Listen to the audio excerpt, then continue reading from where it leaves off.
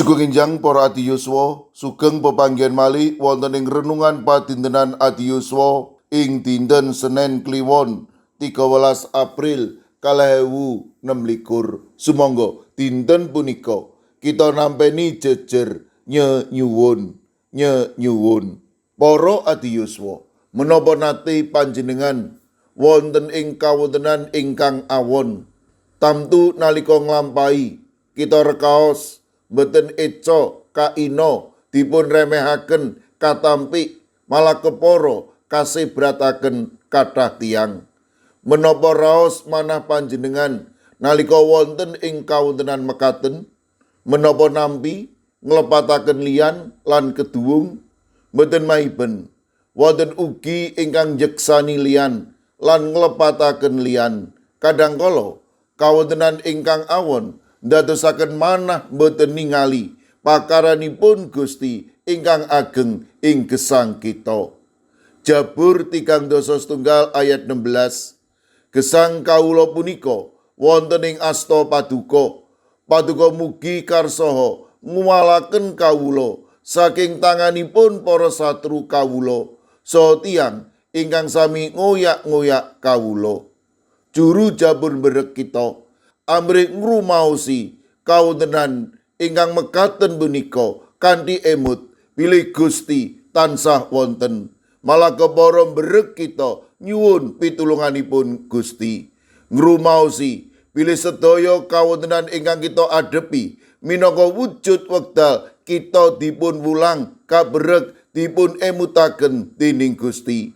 Wonten bab ingkang linangkung ageng saking perkawis ingkang kita sanggi, inggih punika Gusti tansah paring pitulung lan jagi kita. Gusti kemawon ingkang mulihaken saben tiyang ingkang emut kalian panjenenganipun ing kawontenan menapa kemawon. Para adi yuswa, senajan kathah momotan ing gesang kita, monggo sami emut menawi Gusti ingkang mitulungi lan nyagetaken kita nglangkungi momotan punika.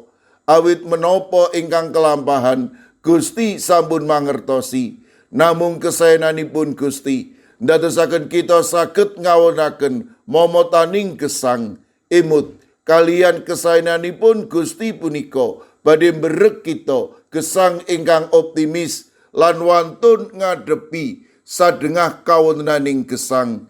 Emuto katresnanipun Gusti ing gesang kita badhe ndadosaken kita kiat nglampahi gesang awit sinarengan kalian Gusti.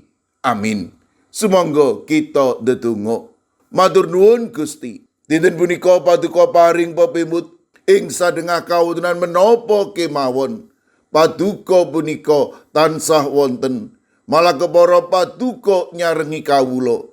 Milanipun kawula tansah nyuwun dumateng paduka amrih paduka nganti kawula.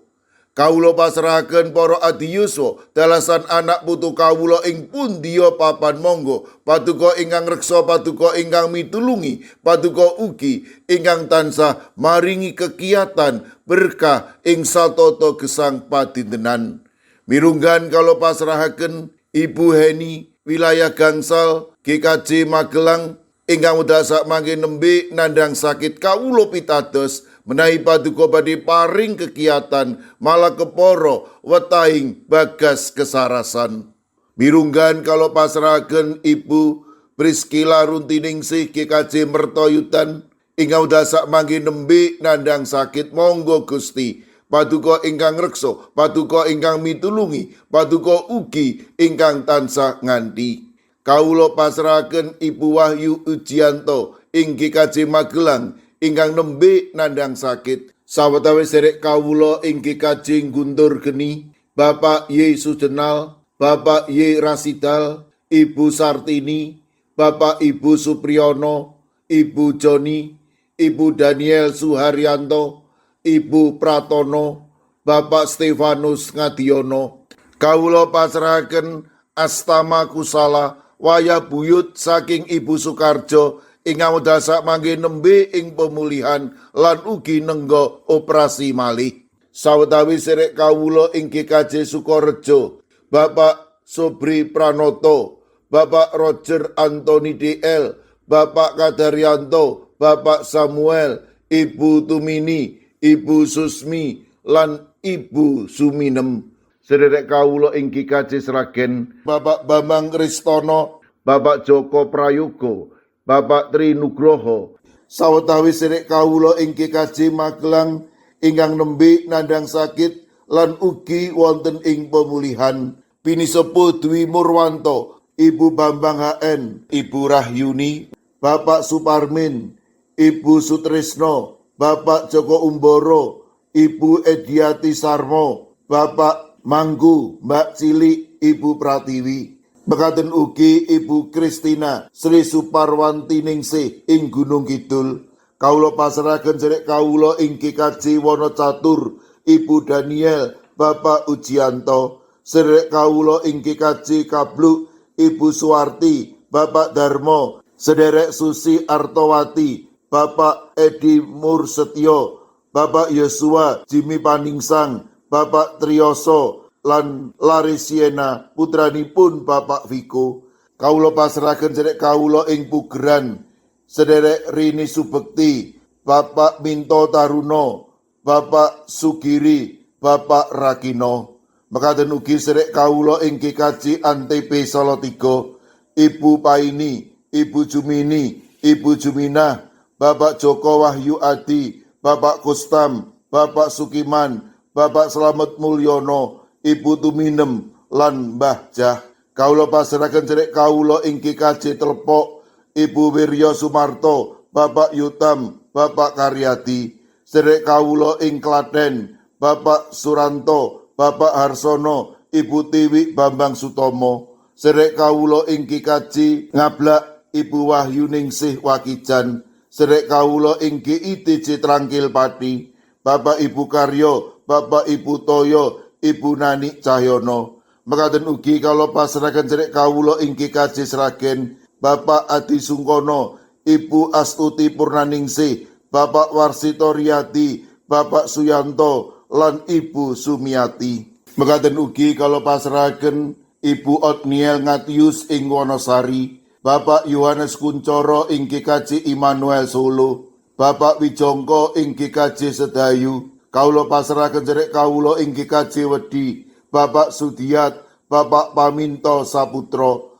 Ing GKJ Mijen kawula pasrahaken Ibu Purwaningsih Sunaryo, Ibu Elizabeth Indarwati, Bapak Setyo Margono, Bapak Moses Taji, Ibu Budiman Bultom. Kawula pasrahaken Bapak Daniel Agus Suwarso, Ibu Yemima Armuyanti. Ing GKJ Pamong Utomo Kalinegoro Magelang, kawula pasrahaken Bapak Mardiono, Ibu Marsudi, lan Ibu Sri Widardi. Mekaten ugi kawula pasrahaken sederek Hesti ing GKJ Wonocatur, Ibu Lilik Sutopo ing GKJ Semarang Barat. Kawula pasrahaken sederek kawula ing GKJ Ungaran, Bapak Hono Hadi Prasetyo, Ibu Risti Ningsih, Ibu Dewi Teguh, Ibu Kristini Sunaryo, Ibu Suwartini Hadiono, Bapak Dwi Putro, Ibu Sugito, Bapak Sembiring, Ibu Surisno, Ibu Munarti, Bapak Ibu Tugiman. Kawula pasrahaken Bapak Yohanes Mudadi ing GKJ Tuban. Kawula pasrahaken sedherek kawula ing GKJ Wonosobo, Bapak Lazarus Samijan, Ibu Endang Sarjono, Bapak Yusuf Sunaryo. Kawula pasrahaken sedherek kawula ing GKJ Gondang Winangun, Ibu Lasiem, lan Eyang Sarwito ing GKJ Ngalian. Duh Gusti, kawula pasrahaken sinten kemawon ingkang wedhasak mangke nembe nandhang sakit lan ing pemulihan. Para adiyuswa ing pundiya papan, monggo paduka ingkang reksa, paduka ingkang mitulungi matemah sedayanipun menika paduka kiyataken lan paduka paringi bagas kesarasan ingkang wetah. Kawula pasrahaken sedaya pandonga pasambat kawula wonten ing asta paduka Gusti kawula Yesus Kristus. Amin. Sumangga para adiyuswa kita tutup pepanggihan kita renungan padintenan Adi Yuswa kanthi ngrepeaken kidung. Sumangga.